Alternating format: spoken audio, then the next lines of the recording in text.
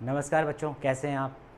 आज हम करेंगे सूरदास के पद, और सूरदास के पद में हम आज तीसरा पद करेंगे और सीखेंगे कि गोपियाँ श्री कृष्ण के प्रति जो उनका एकनिष्ठ प्रेम है कितना भावुक है। और मुझे ऐसा लगता है कि आज बहुत आनंद आएगा। आइए सीधा तीसरा पद पढ़ते हैं। हमारे हरि हारिल की लकड़ी, मन क्रम बचन नंद नंदन और यह धड़ करी पकड़ी।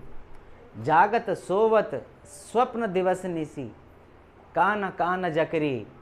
सुनत जोग लागत है ऐसों, ज्यों करुई ककरी। सु तो व्याधि हमको ले आए, देखी सुनी न करी। यह तो सूर तिन्हई ले सौंपो, जिनके मन चकरी। सूरदास जी ने ब्रज भाषा में बड़ा सुंदर यह पद लिखा है। और आप सब जानते हैं बच्चों कि जब श्री कृष्ण वृंदावन को छोड़कर मथुरा चले गए थे तो अपने साथ गोपियों का मन भी ले गए थे। गोपियाँ उनके आने की जो आस है उसको अपने जीवन का आधार बनाए हुए श्री कृष्ण का इंतज़ार कर रही थी, प्रतीक्षा कर रही थी। और श्री कृष्ण स्वयं तो नहीं आए, उन्होंने अपने चचेरे भाई या सखा, चचेरे भाई कहते हैं, कहीं कहीं सखा भी लिखा आता है, और उनको भेज दिया गोपियों के पास वृंदावन। ये जो चचेरे भाई हैं उद्धव, वैसे बड़े विद्वान व्यक्ति हैं, कई पुस्तकें लिखी, लेकिन गोपियाँ जो श्री कृष्ण के प्रति एकनिष्ठ प्रेम करती हैं, क्या वे योग का संदेश समझा पाएंगे। आइए देखते हैं व्याख्या। हमारे हरि हारिल की लकड़ी, गोपियाँ कहती हैं उद्धव से कि हमारे हरि हारिल पक्षी की लकड़ी के समान हैं। हमारे हरि, ये जो हरि ये है श्री कृष्ण के लिए कहा गया है। श्री कृष्ण हरि श्री कृष्ण के लिए कहा गया है बच्चों। और हारिल एक पक्षी होता है। ये हरि जो है श्री कृष्ण है, और हारिल एक पक्षी है छात्रों। हारिल एक पक्षी है, लकड़ी यानी लकड़ी है ना, लकड़ी यानी लकड़ी। आप जानते हैं ब्रज भाषा में लिखा है हमारे हरि हारिल की लकड़ी। गोपियां कहती हैं उद्धव से कि हमारे हरि हारिल पक्षी के लकड़ी की समान है, जैसे हारिल पक्षी। अब ऐसा क्यों कहा गया है? ऐसा इसलिए कहा है कि हारिल एक जो पक्षी होता है वह अपने पंजों में लकड़ी दबा के उड़ता है, और लकड़ी दबा के उड़ता है तो वह समझता है, हारिल पक्षी जैसे पैर में लकड़ी दबाकर आकाश में उड़ता है, और वह सोचता है कि मैंने अब लकड़ी पकड़ रखी है और अब मैं गिरूंगा नहीं। ऐसे ही गोपियों ने श्री कृष्ण को अपने हृदय में बसा रखा है। ठीक है, तो हारिल पक्षी इसलिए कहा गया है हमारे हरि हारिल की लकड़ी। गोपियां कह रहे हैं कि हमारे हरि हारिल पक्षी की लकड़ी के समान हैं।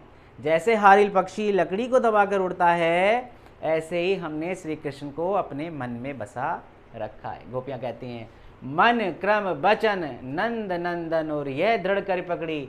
हमने मन से, क्रम से, ये क्रम क्या है? कर्म है ना। मनसा वाचा कर्मणा, तीन बातें आती हैं। मन से, वाचा वाच से यानी वाणी से, और कर्म से।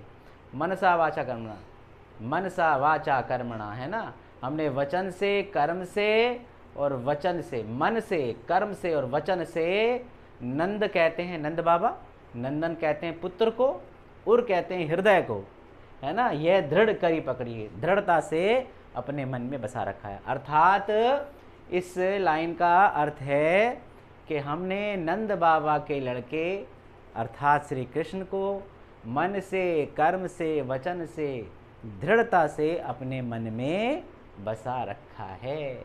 ठीक है, तीसरी लाइन देखिए। जागत सोवत स्वप्न दिवस निसी, काना काना जकरी। जागत यानी जागते, सोवत यानी सोते, स्वप्न सपनों में, दिवस दिन में, निसी माने रात कहते हैं, रात में हम काना काना जकरी यानी जपते हैं। जकरी यानी जपते हैं, रटते हैं। अर्थात इस लाइन का आप अर्थ ऐसे लिखेंगे कि हम जागते सोते सपनों में दिन में रात में काना काना की रट लगाए रहते हैं, गोपियाँ ऐसे बोलती हैं। ठीक है, आगे चलते हैं। सुनत जोग लागत है ऐसों जो करुई ककड़ी। गोपियाँ उद्धव से कहती हैं कि आपका ये योग का संदेश सुनकर हमें ऐसा लगता है जैसे हमने कड़वी ककड़ी खा ली हो। ककड़ी खीरा जब कड़वा होता है तो हम उसे नहीं खाते, फेंक देते हैं। तो आपका योग संदेश हमें कड़वी ककड़ी के समान लग रहा है। जो करुई ककड़ी है ना, सुनत जोग लागत है ऐसो जो करुई ककड़ी। तो यहाँ पे कौन सा अलंकार हो गया? उत्प्रेक्षा अलंकार।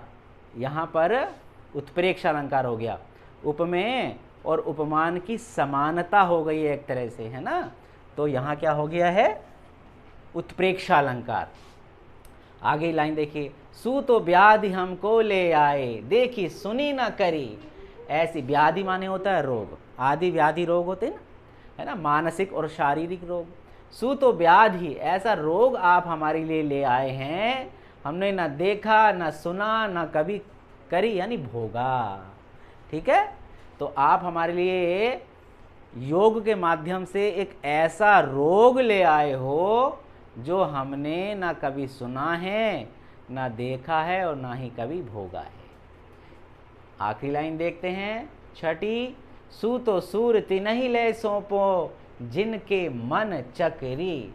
है ना, सूर यहाँ सूरदास जी हैं। सूर का मतलब तिनहि ले सौंपो, अर्थात सूरदास जी ने गोपियों के माध्यम से कहा है उद्धव जी को कि यह तो सूर तिनहि ले सौंपो जिनके मन चकरी, यह योग का संदेश आप उन्हें सुनाइए जिनका मन स्थिर नहीं है, जिनका मन स्थिर ना होने के कारण इधर उधर भटकता रहता है।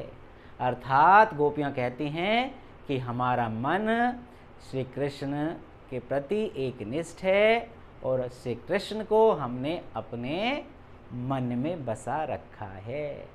तो यह इस तीसरे पद का भावार्थ है छात्रों, और आप इसको बार बार अभ्यास कीजिए, आपकी परीक्षा में आएगा। और आपको कैसा लगा? अच्छा लगा तो आप लाइक करें, और चैनल पे पहली बार हैं तो सब्सक्राइब करें, और अपने फ्रेंड्स को शेयर भी करें। थैंक यू बच्चों।